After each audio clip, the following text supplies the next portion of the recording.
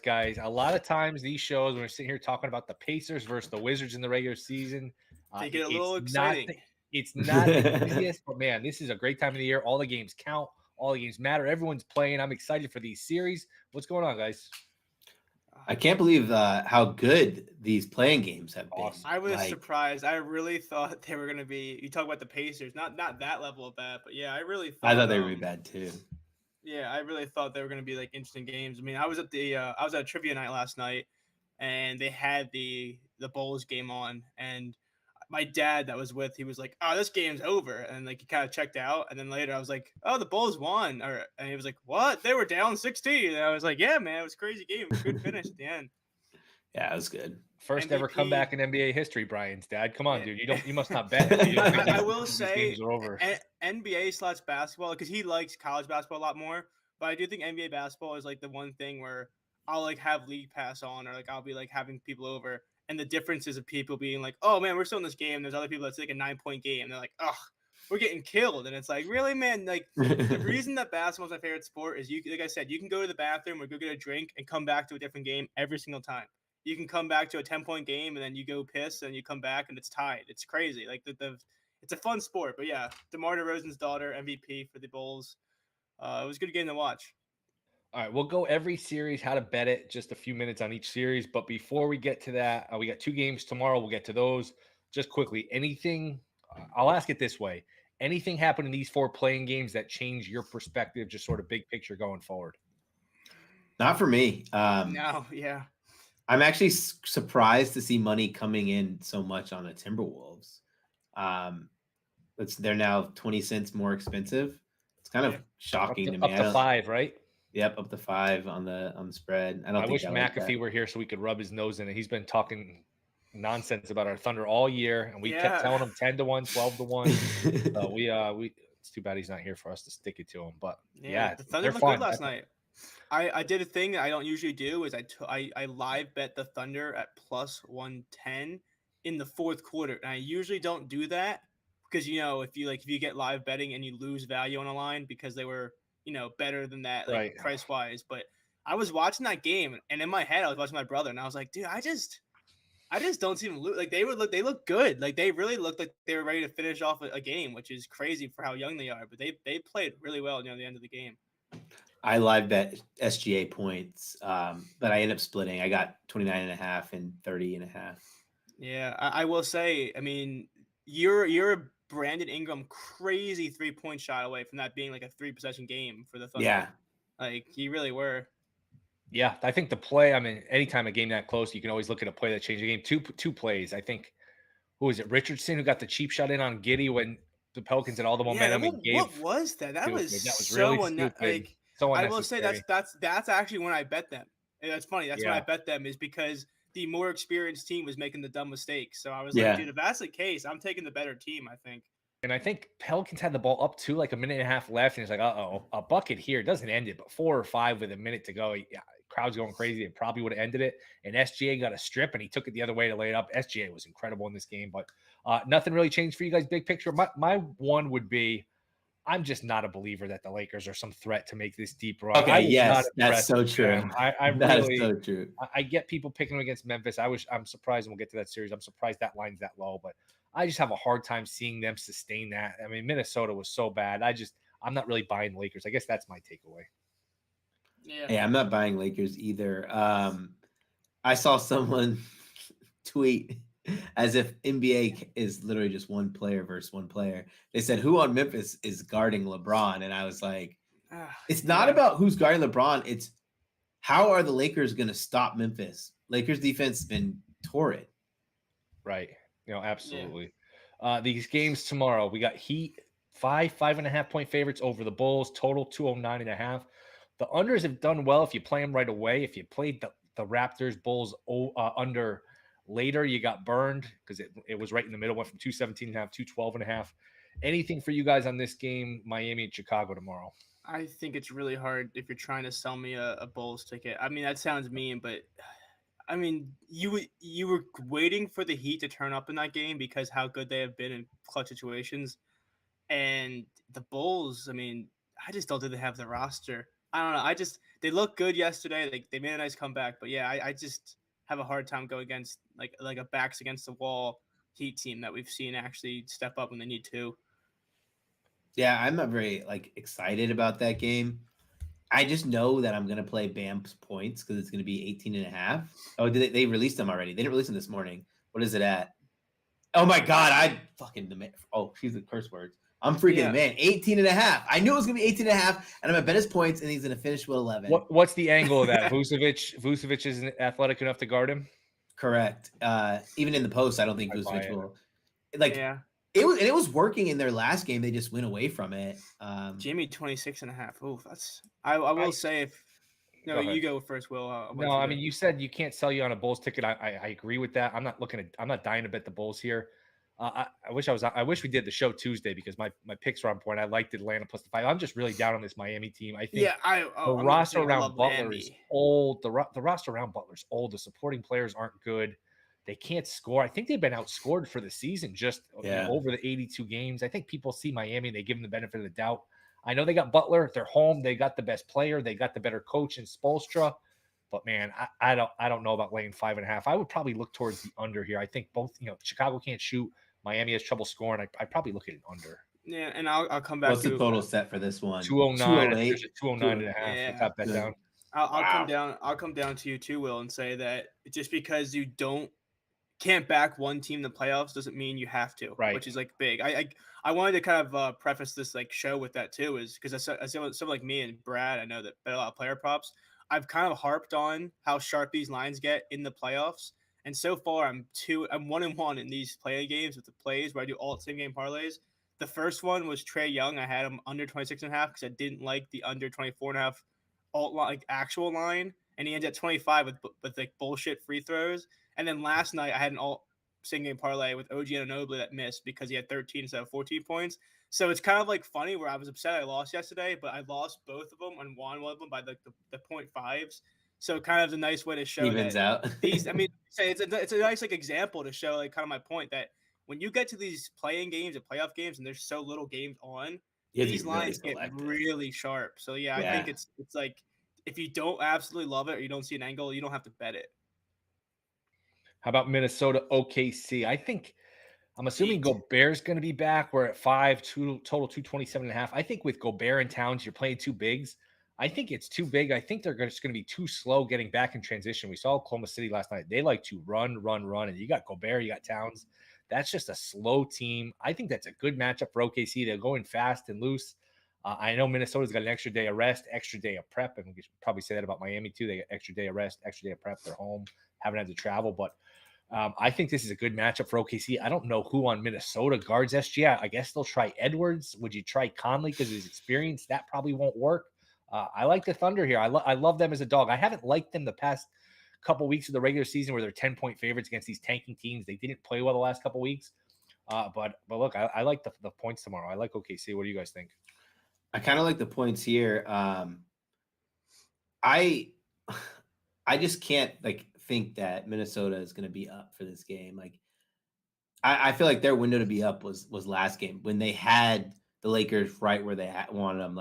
They got to be feels like they have to be emotionally exhausted. You not only once but twice you had a chance to steal this game from the Lakers and it doesn't happen. And then the Thunder, they play hard, they play hustle. But I probably will take Anthony Edwards 35 plus points in a bounce back spot here because I think it's gonna be high scoring. It's over 3-1, and he got stifled last game, didn't get a chance to score a lot. So I think that's just fun. I don't think Cat's gonna shoot as much as he did last game either. Yeah, or Conley for that reason. I was going to say, to your point, I could see them look, they had a chance to move on. Now there's a little bit of a letdown. They have had a couple of days to recover. And when you're at home, I think the home team's not going to just let you quit. So that would be a one sort of pushback. But yeah, you definitely have to worry about if Minnesota's flat here. Brian, what's your take on this game? Yeah, I mean, I don't know how. Like I said, if you're getting 8.5, I don't know how you don't take it. I actually was tired as hell. 5 for the OKC game. Yeah. It's gonna come up. I think it'll come up to 5.5 before tip. Oh, my bad. Yeah, that's so funny. I was thinking about that. Yeah, sorry, that was a stale line then because I had my line shopping out. I think it was an outlier then. But yeah, I was gonna say I actually fell asleep for the OKC game against the Lakers. So I was so tired, and when I fell asleep, I was convinced like the Timberwolves won. You know what I mean? I woke up and Right. I Yeah. saw the score, and my first thought was, I don't care who they play. I don't know how you can bet them in this game. They get Gobert back, but I mean, they actually have better splits with Gobert off the floor. So I'm just not sold on this team. So I just think you guys kind of nailed it. Where if they couldn't put away the Lakers up late in that game, I don't know how they can come and get right for this game, especially for against a team like I mentioned yesterday. I broke my own rule of betting a team with less value, but this Thunder team, as young as they are, they looked like they were ready to actually be in this tournament. So it's kind of fun to watch. Yeah. They are a team who's playing with house money. Like I feel like there's no pressure, no expectations, which helps them out a lot.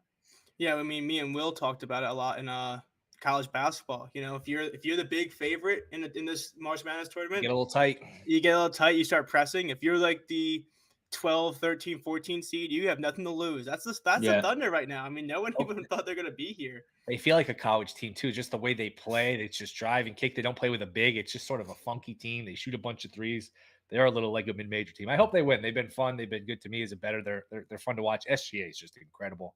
What an outstanding player he is, and they are set up for the future. Oh my God. I mean, with him, with Giddey, if Holmgren turns out to be, I remember we saw flashes of him in the summer league of looking really good. Some of those young guys, and they have every pick under the sun to go with the Jalen Williams. I mean, they are just if they cash those assets in for the right guy or two guys, look out. They are going to be They're dangerous. unbelievable. Absolutely. All right, let's get to some of these series. Sixers Nets. Sixers minus 900, Nets plus 600. Anyone want to make a case for the Nets in any way here? Not at all. I'm the guy in the Phillies in the Philadelphia area. I can't make a case without sounding biased. But yeah, I don't see this going more than 5. Like that sounds. Yeah, I don't think it goes more than 5 either. But I wouldn't lay minus 2.5 on set spread at minus 162. I did. It's minus at DraftKings. You can get, and again, good job with these books. You can bet this any way you want. Correct series score, series spread, minus 2 games, minus a game and a half. However you want to bet it. There's so many different ways to attack these. I do think at DraftKings minus 150, Sixers minus 2.5 games. To me, that's a bet. Oh, minus 150 is way better. That's a lot better. And I think this is a series where Philly dominates the first 2 games at home. They go up 2-0. They figure out a way to get a split in Brooklyn. It's 3-1 heading back to Philly, and they close out in 5. Look, if Brooklyn forces this to 6, you know what? I'll lose my bet. You have my money. I'm okay with that. I think it's Philly in 5 or less, so I'm okay laying the 2.5 games. Yeah, I like I said, I think people are overestimating the fact it was a close game last time they played. I think a lot of that, like I'm hearing a lot of people talk about like, oh, 101, 96, it was close. Like, but I mean, who won the Nets can take over? You know what I mean? Like, when it comes to the playoffs, we talk about how it's such a big team game, but you also you kind of need that star power. And like Mikal Bridges is great, but they just don't have someone that can, late in game, you need a 3 right now. Like, I just don't know if they have that guy to take over if they ever need to. If they're even at that point. Do you think Bridges overs will be a good play here? Or the fact that he's on the radar now, he's in the scouting report, it's the playoffs. Hey, the one thing we can't do is let Bridges beat us, that kind of thing. Would you just generally look to play over, under, and any thoughts on where Bridges will be? I think Bridges' points are going to be so high. They're 26.5.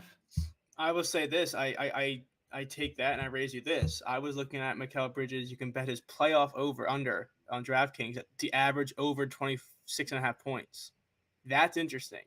That means if he has one game where he scores 40, he's going to play 48 minutes a game. Right. Yeah, that's true.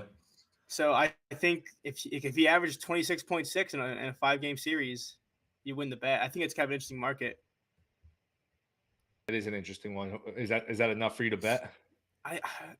My thing is, I was looking at it really hardcore, but it's so funny where you get benefited by that. But what if he puts up one stinker of 13 points and you could just throw the bet away? That's the only thing. Absolutely, yeah. Correct series score: Philly to sweep plus 240. It's okay. I'd need a little more. Philly in 5 plus 210. I don't know. Anything catch your eye for exact series score? I would say look at 5-1. 4-1, because as a Philly fan, I any series we're supposed to sweep, we never do. They punt so. one. They usually it Yeah. happens a lot. Hey, this team's a lot better than that team. They're going to sweep. There's not a lot of sweeps because usually you get the 3 or 4. Like what they take the foot off the gas. It's sort of human nature where sort of like a team's getting blown out at half. They always make a run in the second half. Like usually these teams punt a game away, but I think the -2.5 games, -150 is a safer bet. All right, anything else on that game series before we move on? No. Let's see here. Let's go. Another one. I don't know if we have to spend a ton of time here. Celtics -1,000, Hawks +650. Sweep. Can you parlay these? I mean, would you think about parlaying Sixers? It's not going to be great. You get it down to -455. Parlay the Sixers and the Celtics. I don't know. Anyone want to make a case here for the Hawks in any way? Not at all. Why don't you just? I would probably parlay series spreads, right? Like how much could? Let's see. Can you do that? The spreads. Oh yeah, you can. You can do it on FanDuel. If you parlay Philadelphia -2.5, Boston -2.5, it's +161. I think I might put a unit on that. So basically, Philly and 6 or less, and Boston and 6 or less. Yep. Yeah.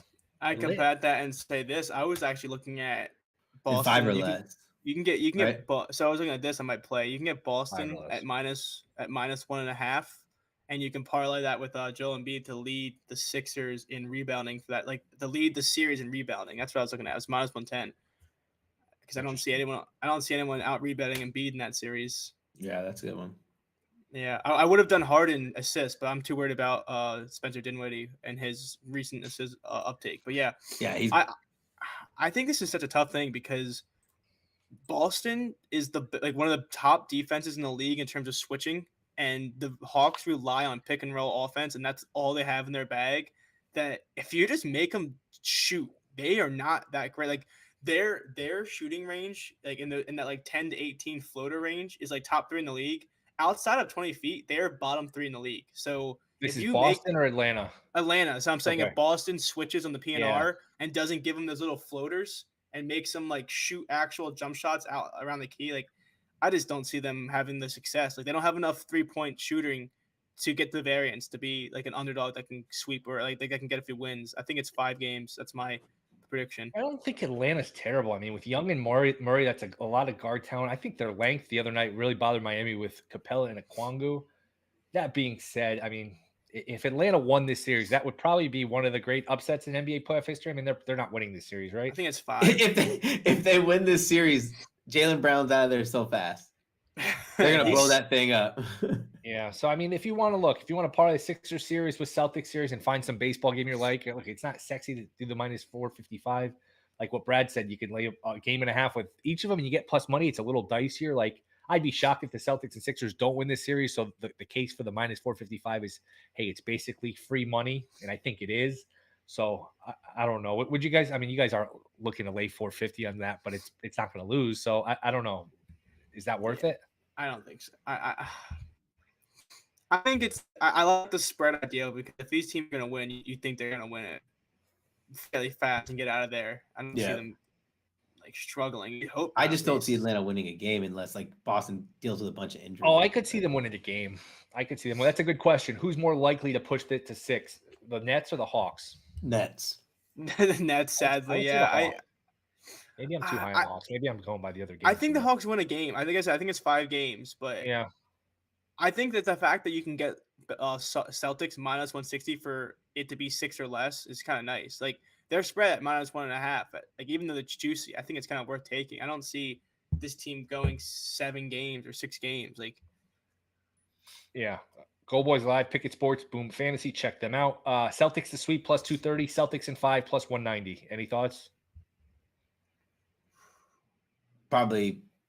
I don't know. I don't really like playing exact scores. Yeah, if anything, I like the 5s. I love it. I love it. You get some. I like the 5. Yeah, I think the funnest thing to root for though is the 5s. Not only do I like the 5s, but I think it's fun to root for like that one game you can steal. Yeah. You know, like get the 2 first and then root for one to split at home. But yeah, I think no matter how bad you are or no matter how like little you stack up, you gotta think that these are still professional basketball teams, and they get 2 games at home. That 3 and 4 games, they usually can steal one of them. I like it because it gives you good value and it gives you a way to hedge. You're like, all right, if you have a good feel for the series, hey, anything can happen in one game. But if you have a good feel for the series, it gives you a truer bet. And if you have plus money, if you get to that final game, you can hedge out and have some middle opportunities. But I guess that leads me into the next series. This should be the best series in the East in the first round. It is the Cavs minus 200 against the Knicks. Knicks are plus 150. Brad, you can start. What are your thoughts here? I think the Cavs win this one, but I've changed my tune that it will not be an easy series for either team. The more I dig into it, the more I think New York has a very good chance to win this. So I'd probably, if I were going to bet this, like if you said, Brad, you have to pick one of the two, I'd probably pick New York plus 172. But that also depends on Randall. He's still limited in practice, so. Yeah, I think there's two series that really depend on the injuries, and this is one of them, which is Julius Randle. Because, man, if he's out or like not 100%, he's going to play, obviously. But if he's not 100%, this is just such a lengthy team to try to stop without Randle. Because Mitchell Robinson, as as big as he is, and defensively he's been kind of strong, but he does not have the footwork to put up with athletic bigs like JA and EM. Like Evan Mobley could put him in a spin cycle so fast, get him in foul trouble, that you need that length. And they don't, like, you have Harkenstein, but like, dude, you don't have a lot outside of, those two starting bigs. So if Randall is not 100%, this could be really, really interesting. I think if you like the Knicks, it's worth a sprinkle. Knicks in 6 is 5-1. I think if the Knicks win the series, it's hard to win Game 7 on the road. I don't think anybody's winning this series in 5 unless Randall's really hurt and the Cavs do it. I think this is a 6 or 7 game series. If you're the Knicks, you steal either 1, 3, or 5 in Cleveland and just win your home games. The Garden's going to be rocking. So plus 500 to win in 6. Game 6 is in New York. I think that's a decent bet. How about this? Series exact games. So it doesn't matter who wins. Series to go 7 is plus 185. Series to go 6 plus 215. You have to hit it right on the nose. Either of those jump out at anybody? I think 6. 6 feels right to me. But torn between 6 and 7. I think if you like, I don't know. Like I said, I think the hardest part is that you don't know Randall's deal. That's the thing. Right. Like if I had a sheet of paper in front of me right now that said Randall will be 80%, Randall will be 90%, like whatever it will be, it makes it a lot easier. But this series really comes down to how he looks and feels early. And if he is not looking good, I actually might take. We mentioned this last show. If he doesn't look good, I might take the Cavs, like even with the juice or the spread. If he doesn't look good, even if it's like first quarter, and I can get it live for the series spread, I might do something like that because he's such a big part of this series. Knicks plus 1.5 games minus 130. So if you get to Game 7, if you win the series, there's a lot of ways to win that. I'm tempted by that one. Again, there's so many different ways. I'm tempted by Knicks plus 1.5 series spread. So just get to 7 or win. Either win or get win. to 7 and you're good. I would say this is probably my favorite series to like bet it after Game 1. Like depending on how Game 1 goes, I think it opens a lot of doors for how you're going to bet it. Because if you remember, this is the same guard matchup as last year. Mitchell and Brunson. Good point. Yeah, Good and point. Brunson not played Spida. I mean, he averaged 28 points per game in that series, and Spida was shooting like 39%. So Mitchell was embarrassed defensively, just absolutely picked apart. So I think, like I said, I think as much as we talk about Julius Randle, I think Jalen Brunson is going to be the key in terms of taking over because he's going to be the guy that's going to be shooting the ball probably if Randle lets him. But he should be the guy with ball in hand in big spots. So I think he could be huge in this series. I mentioned the Mikal Bridges, playoff series or playoff points per game line. I wish I got one for Brunson because I would if they gave me like something close to a season average like they did with Bridges and Embiid, I would probably take his over.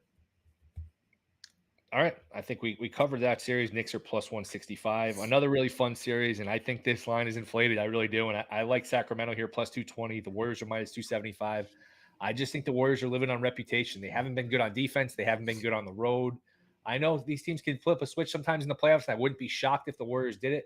But if you're giving me plus 220, look, part of it's the Kings have been really good to me, to us. We bet them to win the division. We had all sorts of bets on them. Brown Coach of the Year. I just like the Kings here. Brad, you can. I'm in agreement. Plus 230 on FanDuel, especially with as bad as the Warriors have been on the road. Like I feel like that's something that's just not going to like automatically switch. Right. I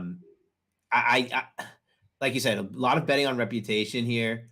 I think this Kings team, they're inexperienced. We know that, but I think they're another team who's just been playing with house money. Like it doesn't matter if they suck. It doesn't matter. Like they're just out there having fun. I just think the price shouldn't be plus 230. Crazy home crowd too. Sorry, crazy home crowd. As a show, do we have to bet the Kings as like a squad ride type thing? Like, yes. I mean, we gotta take some of our season winnings from the division and put it a little bit on there, right? I mean, how do you not? Absolutely. And you can get them spread too. You don't even have to take the money. Like, you don't even take the series if you didn't want to. You can take the spread for them. What is the spread here? Let's see. Let's see. Kings plus 1.5 plus 125. So so if the Kings win or they get to 7 and you're getting plus 125. That's what I was thinking, is that I was gonna bring that up because I might do it, like I said, as kind of like a ode to the Kings. But the fact you're getting plus money for that is like, I probably wouldn't pay juice for it over just taking the series winner. But the fact you get plus 110 for the win or the game 7 is kind of really nice. Here is my fear. I think if you're betting the Kings, this is your fear. If you got to win your home games, because I don't love their chances to winning Golden State. And if Golden State, they got a habit of doing this where they just, they split on the road when they're the lower seed and then they win all their home games, that would concern me. But hey, and I'm going to contradict myself here. If you're looking for a real jumbo payout, I think I gave this out in my chat. Kings to win in 6, 13-1. All you have to do is be up 3-2, go into game 6 and get like an 8 or 10 point lead. We know the Warriors can start slow in the first half sometimes. You're up like 12 at half. You can sit there and name your profit, set up a middle. 13-1. I know the Warriors are good at home, but look, they're not unbeatable. I don't know. That's at least worth a sprinkle for me. That's so funny. I don't pay attention to your channel, so I didn't see that. I don't blame you. I'm kidding. Yeah, only thing the Kings going for them is the tournament road game. They had the best road record in the West, and they did. They were the Kings were on the road. That's a good point. I think the thing that's funny in this pricing is that you're getting the pricing for the Golden State Warriors as if they're the Golden State Warriors, right, and it's kind of not counting the fact that, have you seen a worse team on the road like ever in your life? No. Like, this year, it's really that's historic bad. A worse, especially a playoff team. Like, it's not just like a team that's lottery bound.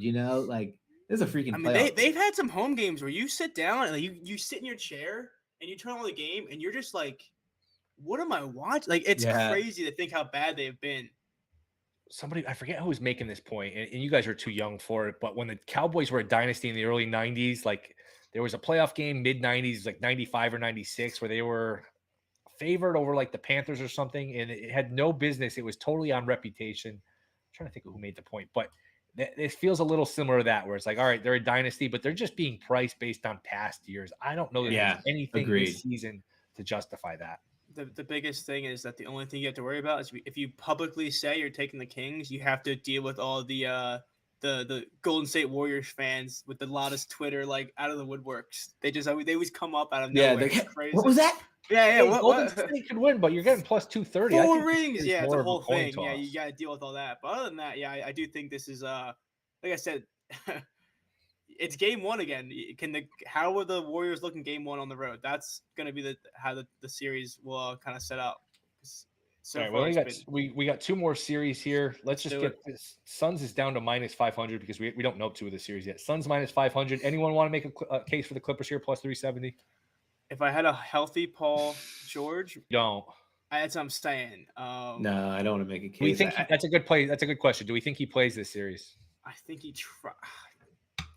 Man, I thought he was out for like a year and a half when I watched that first play. Like, I don't even know how he's questionable. So I kind of mentioned earlier that there's 2 series that are so dependent on injuries. It's Julius Randle and Paul George. I just don't know if I see Paul George being healthy enough to put anything up. And this Suns roster is kind of really deep now, to the point where if you don't have Paul George, I mean, you're taking away your good depth and making it into your starting lineup, and then you're losing the depth throughout the game. So it'd be really tough for the Clippers without him. Anything for you, Brad? No, I've seen a couple people try to explain why they like the Clippers, but I don't see it. Like, the Suns are inevitable.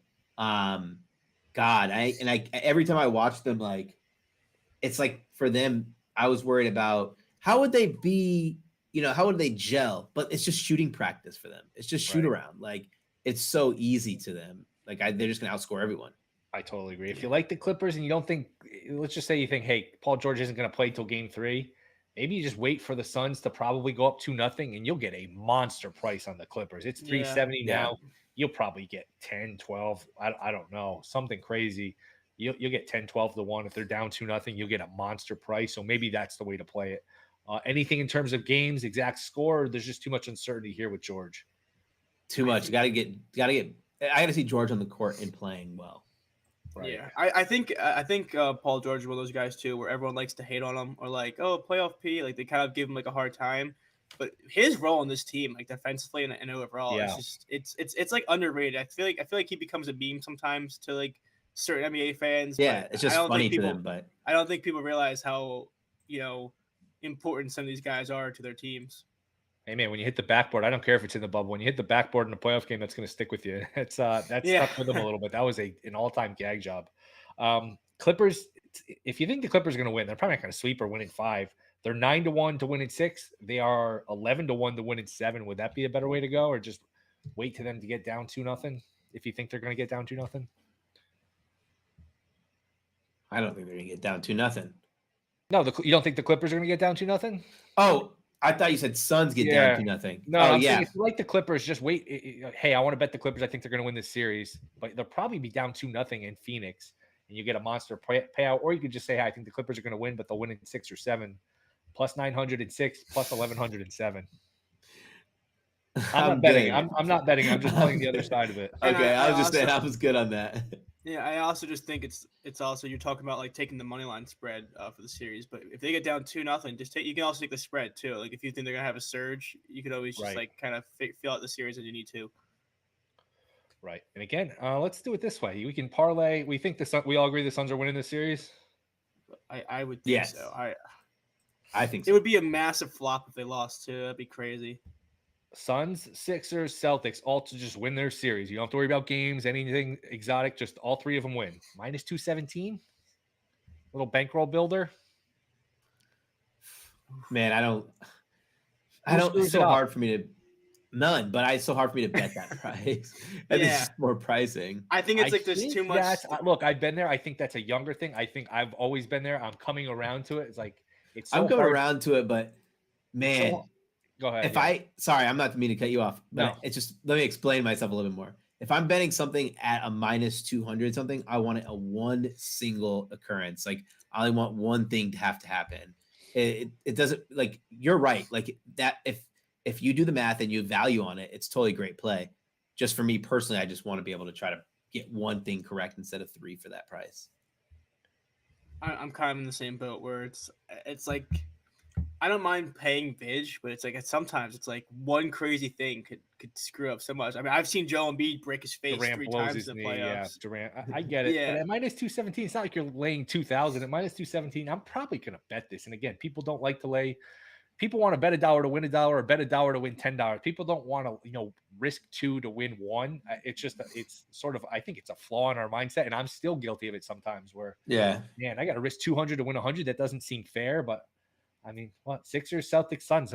Who screws that up? I mean, barring an injury, who screws that up? I don't know. I told my friend today because I'll be at the first 2 games of the Sixers game, and I'm just saying that I'm waiting for Joel Embiid to be walking to the locker room and slipping a banana or something. Every time the Sixers get to the playoffs, Joel Embiid has the weirdest injuries. It's crazy. It's never like oh, his knee that's been bothering him. It's always like, oh, he got punched in the face and now his face is broken. Like it's always funny. Up 30 in a series that, first of all, they're up 3-0 at 3-0. It never should have gotten to a game 6. They're up 30 with 2 minutes to go and he's still in the game. That was on Doc. That was 100% on Doc. Elbow to the eye. I remember I was at my brother's wedding. It was the night of the draft. NFL draft.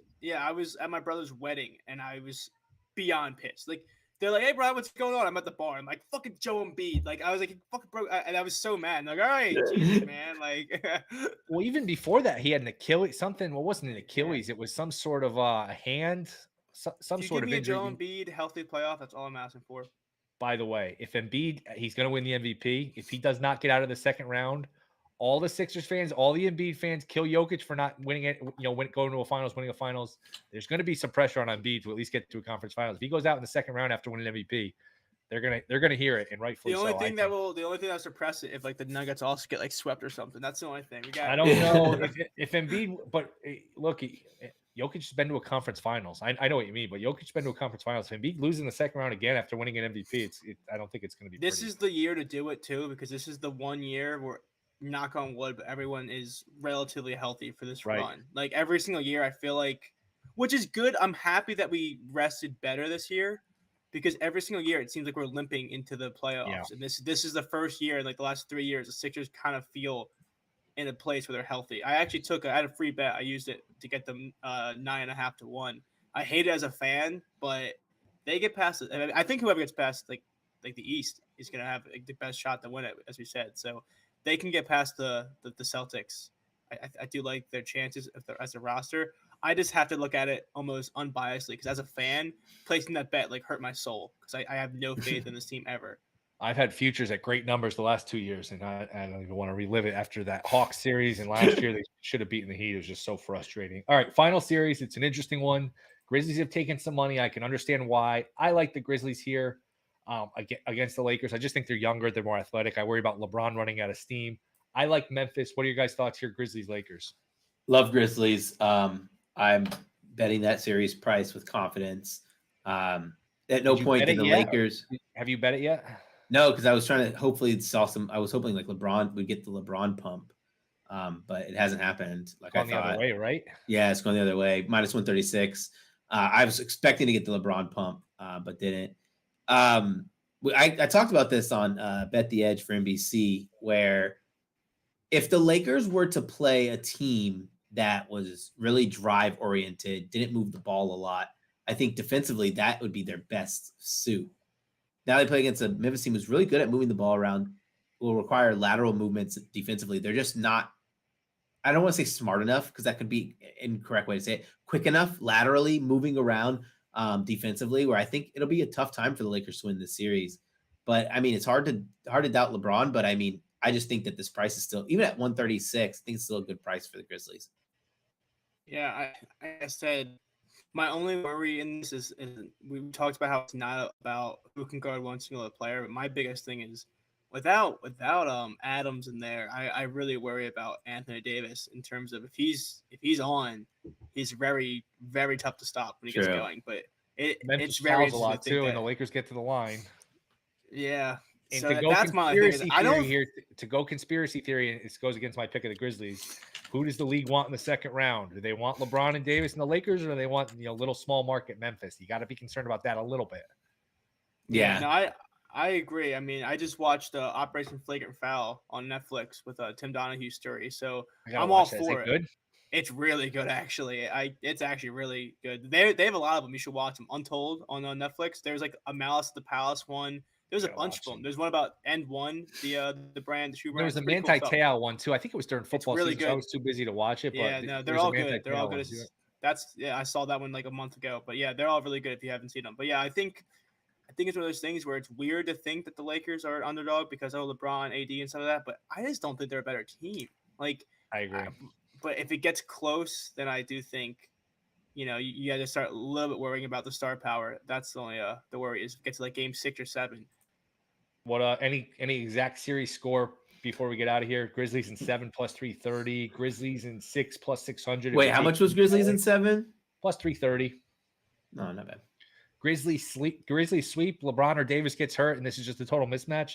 Grizzlies 12-1. It's not bad. I mean, I actually we talk about the Lakers and big market, this and that, but there is definitely potential that the Grizzlies can catch fire. So I do. I don't hate that.